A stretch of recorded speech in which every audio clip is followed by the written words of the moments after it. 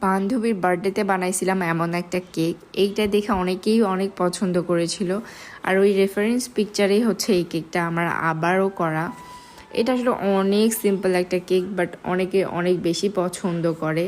তো এখানে দেখতেই পাচ্ছেন আমি একদম চকলেট কোটেড করে নিচ্ছিলাম। চকলেট কেক আসলে যেভাবে বানাই হয়তো এতদিনে দেখতে দেখতে আপনারাও বোর হয়ে গেছেন। তো এখানে আমি একটু থিক লেয়ারের চকলেটটা ইউজ করতেছি, একদম পাতলা না। এইটার ক্ষেত্রে হয় কি, বেশি দেওয়া লাগে না, চকলেটটা অল্প দিলেও হয়। আর যখন পাতলা গানাশ করা হয় তখন একটা রিস্ক থাকে যে উপরে লেয়ারটা নড়াচড়া করার জন্য। তার জন্য আপনারা একটু ট্রাই করবেন যাতে গানাশটা অনেক ভারী হয়, তাতে একদম ক্রিমের সাথে সেট হয়ে থাকে।